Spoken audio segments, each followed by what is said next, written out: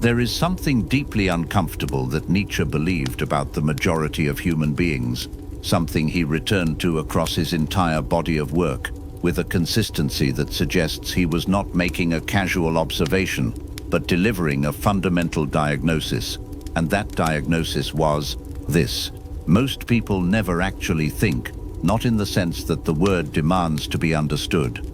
They form opinions, certainly, and they defend those opinions with an energy that looks like conviction from the outside. But Nietzsche saw something different happening underneath. He saw people reaching into a shared cultural reservoir of preformed conclusions, pulling out the one that matched their tribe, their upbringing, their era, and then calling it a thought. He called this the herd, and he did not use that word as a casual insult, but as a precise philosophical description of what happens when the machinery of genuine thinking is replaced by the much easier process of repetition. Because the herd does not think, it echoes, and it has been echoing so long and so consistently that the echo has started to sound like an original voice. This video is about what Nietzsche actually meant by that, why it matters more than it appears to on the surface, and what it genuinely takes to step outside the echo chamber that most people inhabit for their entire lives, without ever recognizing it for what it is. 1. What Nietzsche actually meant by the herd. To understand what Nietzsche was pointing at with the concept of the herd, think about what happens to a belief before it reaches you, because by the time any idea arrives in your mind as something you might adopt as your own, it has already passed through an enormous number of filters: cultural filters, generational filters, linguistic filters, social filters, and each one of those filters has shaped the idea, simplified it, stripped out its complexity or its threat, adjusted it to fit the preferences of the community that is transmitting it. What arrives at the end of that process is not the original idea in its full and challenging form, but a domesticated version of it, a version sanded down to the point where it can be held comfortably, shared without too much friction, and used to reinforce existing beliefs rather than to disturb them. Nietzsche called the people who receive these domesticated ideas and pass them on without examining them the herd, not because they lack intelligence, but because the function they are performing is transmission rather than thought. They are carrying forward what they received rather than producing something that emerged from genuine and sustained encounter with reality. The herd is not a permanent category of certain lesser people, but a condition that describes what happens whenever a person allows the process of transmission to substitute for the process of thinking. And Nietzsche's argument was that this substitution happens far more frequently than most people are willing to admit, including in people who consider themselves educated, critical, and intellectually independent, because education primarily teaches you to think within established frameworks rather than how to question the frameworks themselves. And you can emerge from years of rigorous study having learned to think very precisely within a set of inherited assumptions, while never once being invited to ask whether those assumptions deserve the foundational position they have been given. And that, Nietzsche would say, is not thinking, it is sophisticated repetition, and the sophistication makes it harder to detect rather than easier. Your first action is this: identify one belief you hold with real confidence and trace it backward, not to the argument you use to defend it now, but to the actual moment it entered your mind and from where it came, because that origin is almost always more revealing than the defense you have built around it since. 2. How borrowed thinking disguises itself as your own. The reason Nietzsche's critique is so easy to dismiss is that borrowed thinking does not feel borrowed from the inside. It feels like yours, with a conviction and an intimacy that makes the idea of external origin seem almost insulting, as though you are being told that something you experience as part of your own interior life is actually furniture someone else placed there, and that you have simply grown accustomed to sitting in. But the mechanism through which this happens is not mysterious once you examine it carefully, because the process of absorbing the beliefs of your environment begins before you have the cognitive tools to evaluate what you are absorbing.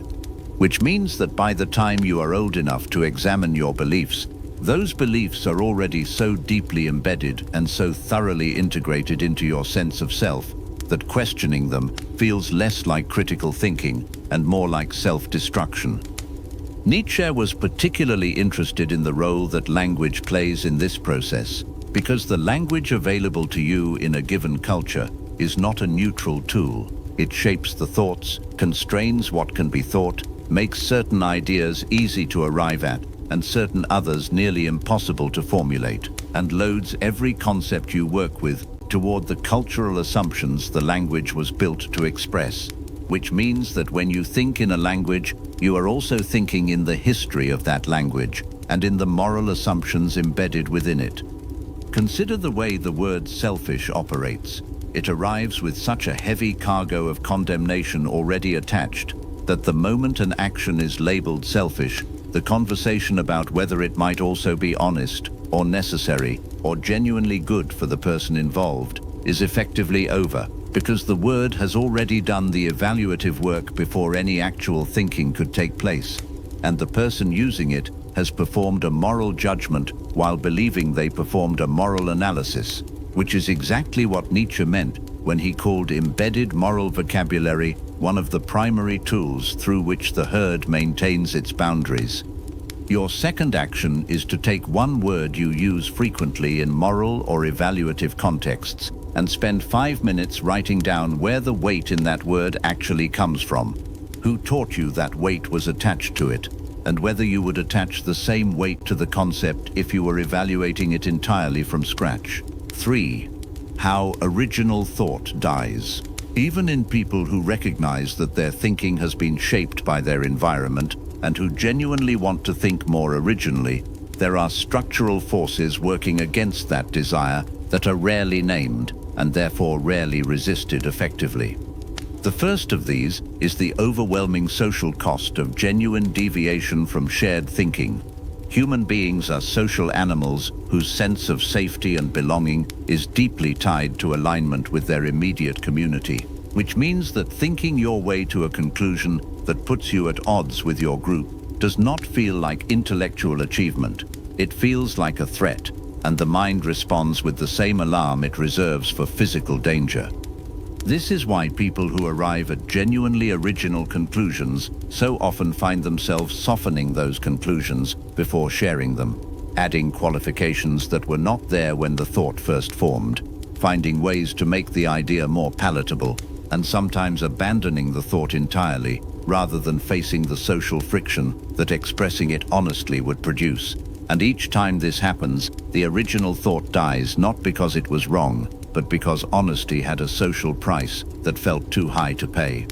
The second structural force is the comfort of resolution, because genuine thinking requires the ability to remain in uncertainty for extended periods, to hold a question open, to resist the pull toward premature conclusion, to sit with complexity without forcing it into a simpler shape than it actually has. And most people find this condition so uncomfortable that they will accept a bad answer significantly faster than they will remain in the honest uncertainty of not yet having found a good one. The herd provides an enormous supply of ready-made answers to almost every question a person might face, and the function those answers serve is not primarily intellectual, but psychological. They relieve the discomfort of uncertainty, provide the feeling of resolution without requiring the labor of genuine inquiry, and come preloaded with social validation because the people around you already hold the same answers, which means accepting them feels like belonging rather than surrendering. Your third action is to identify one question you believe you have already answered, a question about how to live, about what matters, about what is true, and to deliberately reopen it, not by searching for arguments against your position, but by sitting with the question as though you had never encountered it before, and asking honestly what you would need to examine to answer it from scratch. 4. What real thinking actually requires. Nietzsche did not spend much time describing what genuine thinking feels like from the inside, because he was suspicious of comfortable descriptions. But across his work you can piece together a portrait of what he believed the process actually required. And it is significantly more demanding, than the version most people have in mind when they believe they are already engaged in it. The first requirement is what he described as intellectual honesty, by which he meant not simply the willingness to tell other people the truth, but the much harder willingness to tell yourself the truth, including about the quality of your own reasoning, the origins of your own conclusions, and the degree to which the position you are defending emerged from genuine inquiry versus from prior emotional commitment to a tribe or an identity absorbed before you were old enough to examine it. The second requirement is what he called the willingness to philosophize with a hammer, meaning the willingness to strike at the foundations of your beliefs rather than simply building more elaborate arguments on top of them, to ask not only whether your conclusions follow from your premises, but whether your premises themselves deserve the unexamined authority you have been giving them, to treat your most cherished convictions not as home ground, but as territory that needs to be earned rather than simply inherited.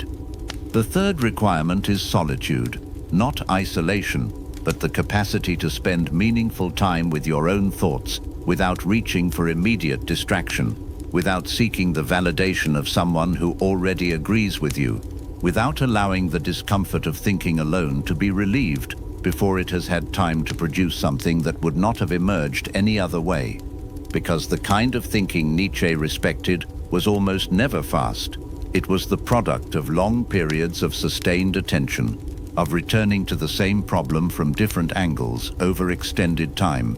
and in an environment that rewards fast opinions and punishes uncertainty with the social label of indecisiveness. Developing this patience requires deliberate resistance to the pressure to always have an answer ready.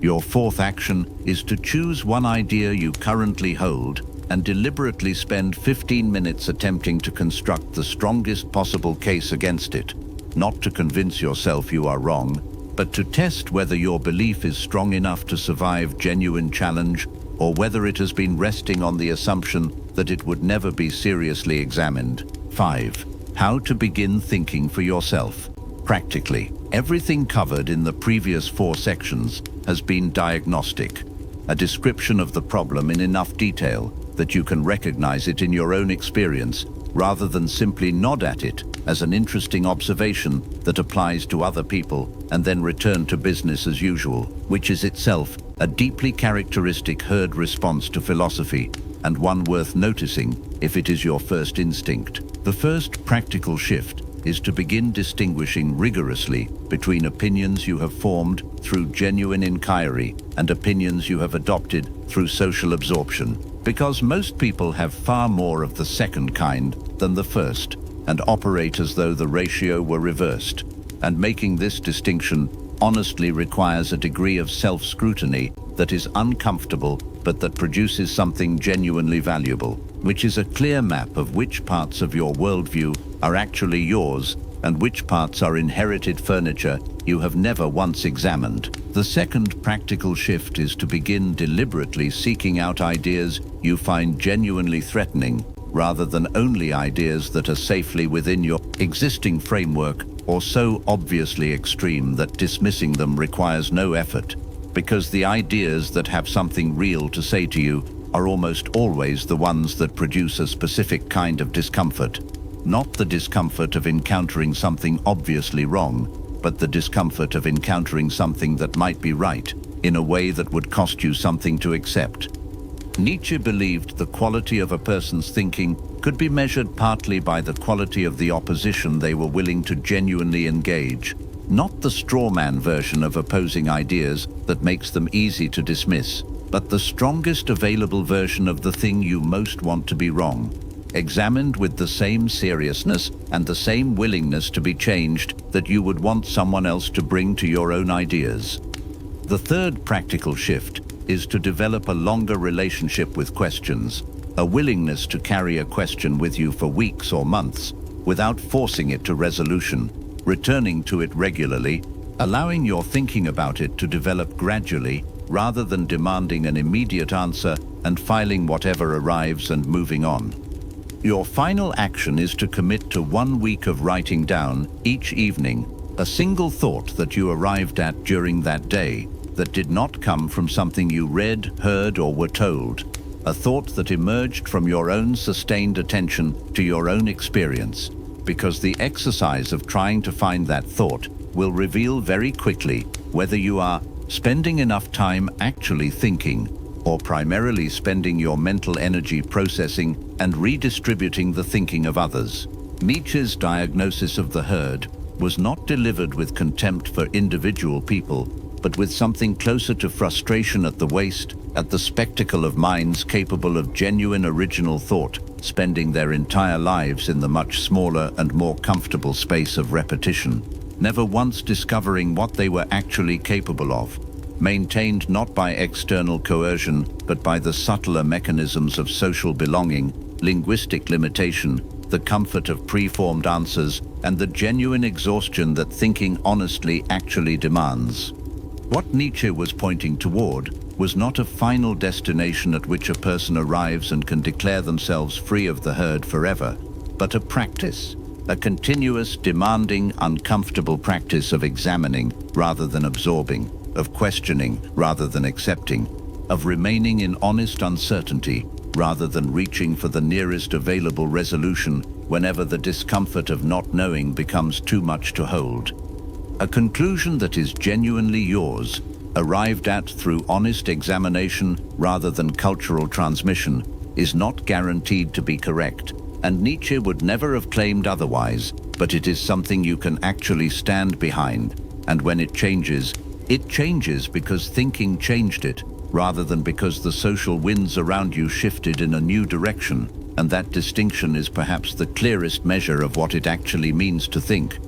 The question this video leaves you with is simple in its form and genuinely difficult in its honest answer. How many of the beliefs you will carry out of this video did you actually form through sustained examination, and how many were simply waiting for you when you arrived? There is one question worth putting in the comments below. What is one belief you hold with genuine confidence that you have actually examined from the ground up rather than absorbed from your environment? And what did the honest examination of it change or produce?